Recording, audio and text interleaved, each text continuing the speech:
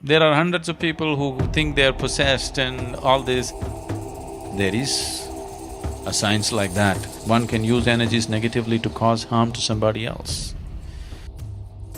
A cobra also has a certain influence on this life simply because it holds its breath for long periods of time. Don't take body lightly. It's not a small imprisonment. But when one realizes how they got in, now they know how to live.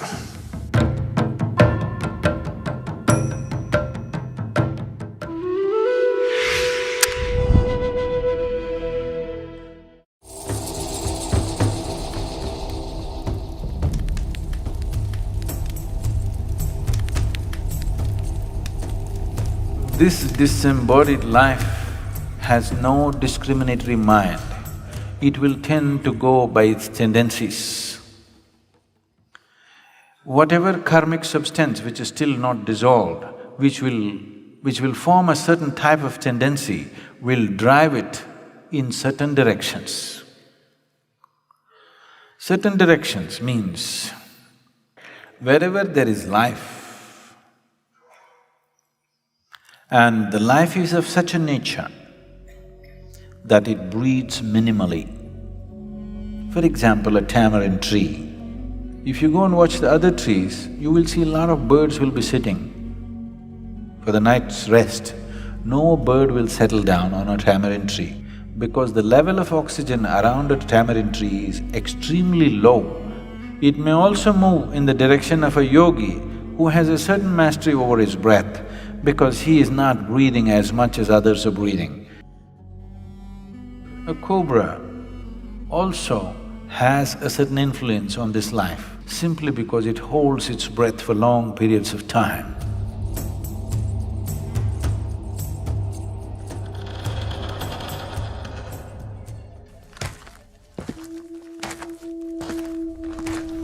There are hundreds of people who think they are possessed and all this.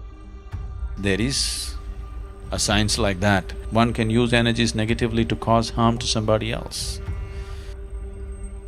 It's mostly receded, very little of that is happening. But if you live in certain areas, certain parts of the country, this is very rampant. One thing is, if you have such impacts, you come and sit in the sphere of Dhyanalinga,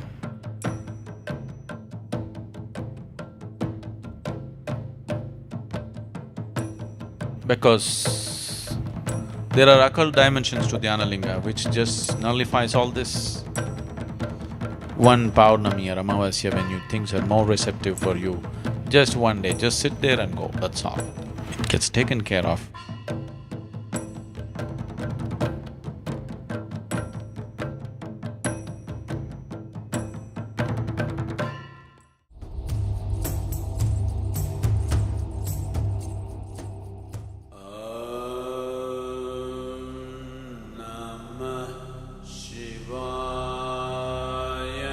Your physical body is something that you have loaned from the planet on which you're living.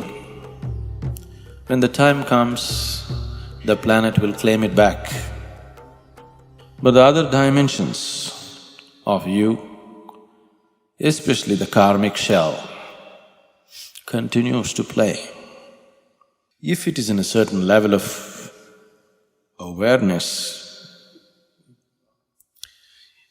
the disembodied being is in a certain state of pleasantness.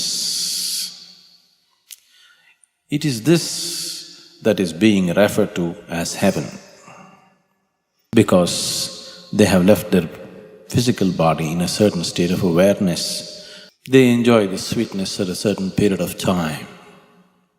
A holiday, a vacation, before you take on another physical body. Similarly, if people live in certain states of fear, anxiety, anger,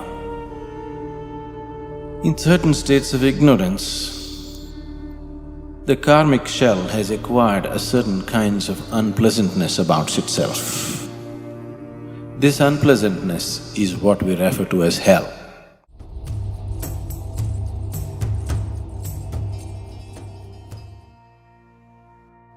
Normally when somebody dies, we say, this person is no more. But that's not the truth. He's no more the way you experience him, but he still is in any other way. Don't take body lightly. It's not a small imprisonment. Unless you break it open, you can't leave it, isn't it? But when one realizes how they got in, now they know how to leave.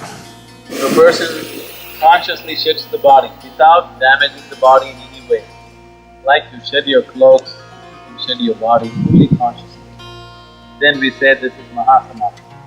When a person lives like this, that's the end. Truly no more. Once again, whatever you called as myself has just dissolved and become a part of the cosmos. Full circle. Nothing is nothing.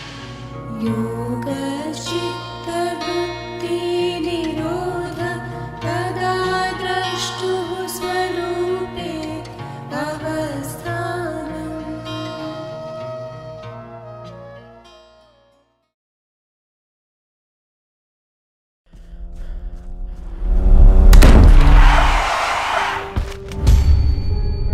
What happens to dead people?